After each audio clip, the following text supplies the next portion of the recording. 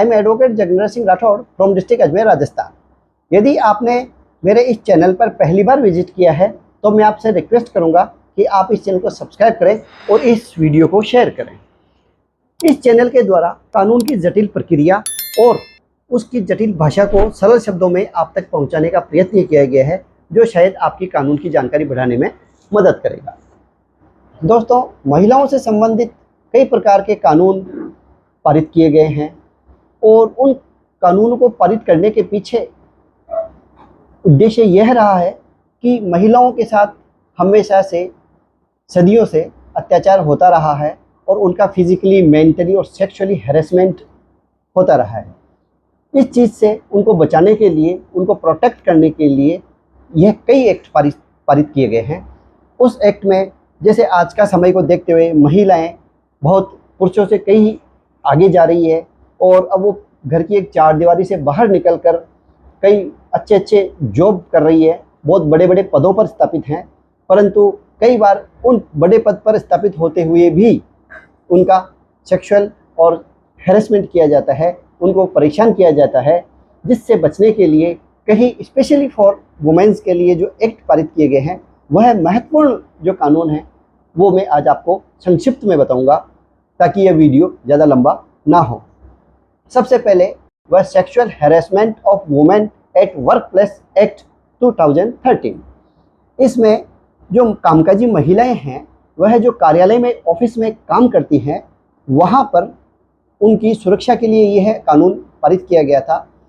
इसमें हर 10 या 10 से अधिक व्यक्ति जिस ऑफिस में कार्य करते हैं, वहाँ पर एक इंटरनल कमेटी गठित की जाती है। उसमें महिला उस कमेटी की मेन अधिकारी होती है और किसी भी प्रकार की कोई शिकायत यदि महिला के द्वारा की जाती है, उसको हैरेसमेंट किए जाने से संबंधित, तो उस कमेटी के द्वारा उसका तुरंत निदान किया जाता है और उसका निस्तारण किया जाता है। दूसरा, इस एक्ट के बाद में इंफॉर्मेशन एंड टेक्नोलॉजी एक्ट के सेक्शन 67 और 68 में यह प्रोविजन किया गया है कि किसी भी महिला की फ़ोटो या वीडियो उसकी परमिशन के बिना आप अपलोड नहीं कर सकते। यदि इस प्रकार का कार्य किया जाता है किसी भी व्यक्ति के खिलाफ, तो उसको इन धाराओं के तहत दंडित किया जाता है।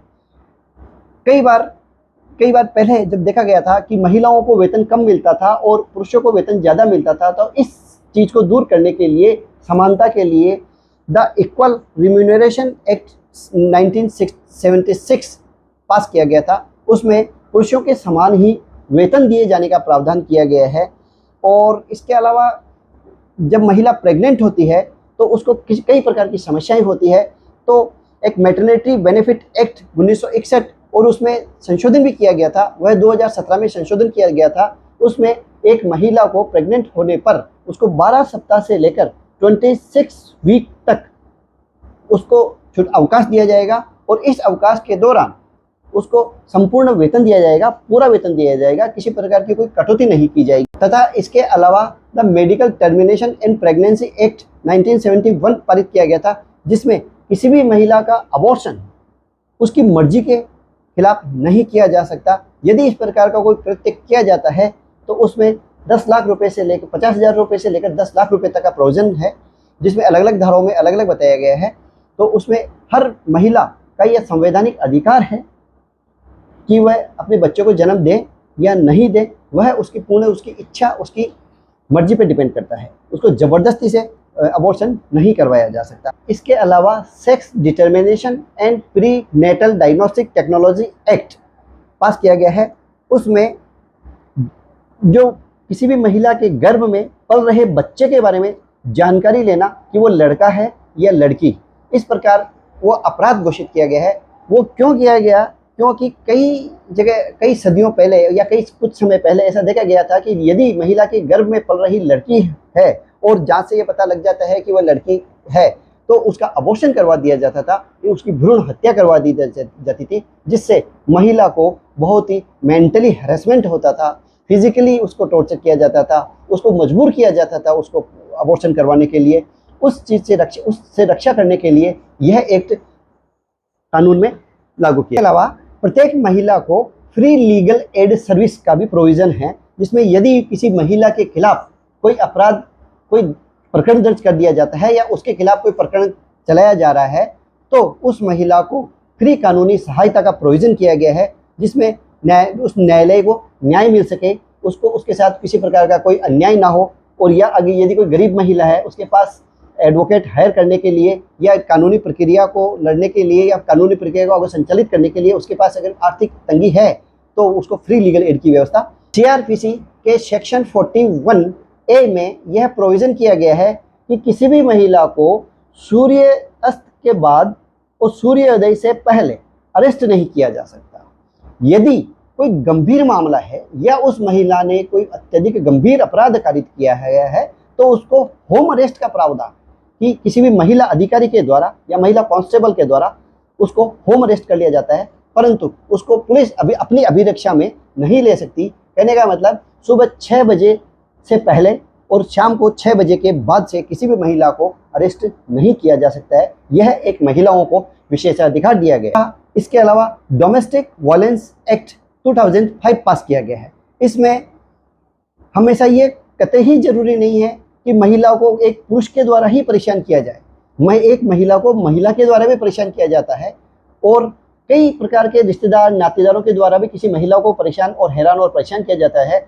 तो इसलिए जैसे उदाहरण के लिए आईपीसी में 498A जो सेक्शन है, उसमें महिला को किसी भी प्रकार से हैरान और परेशान करने से संबंधित प्रावधान दिया गया है, उसकी क्रूरता से संबंधित प्रावधान दिया गया है। लेकिन ये जो डोमेस्टिक वायलेंस एक्ट है, ये थोड़ा विस्तृत है। इसमें महिलाओं को physically, mentally, sexually, economically, morally, orally किसी भी प्रकार से उसको हैरान और परेशान किया जाता है, तो इसका दायरा सीमित है। लगभग वर्तमान समय को देखते हुए इस एक्ट में सभी बिंदुओं को कवर किया गया है कि महिलाओं को आज के वर्तमान समय में किस किस प्रकार से परेशान किया जाता है। तो डोमेस्टिक वायलेंस एक्ट के थ्रू एक महिला, यह आवश्यक नहीं है कि वह केवल पति के खिलाफ ही मुकदमा दर्ज करे, वह अपने सास के खिलाफ भी मुकदमा दर्ज करा सकती है, वह अपनी ननद के खिलाफ भी दर्ज करा सकती है, वह पति या परिवार के किसी भी रिश्तेदारी में, नातेदारी में कोई महिला है तो महिला के खिलाफ भी मुकदमा दर्ज करा सकती है। तो डोमेस्टिक वायलेंस एक्ट भी महिलाओं के लिए एक वरदान साबित हुआ है।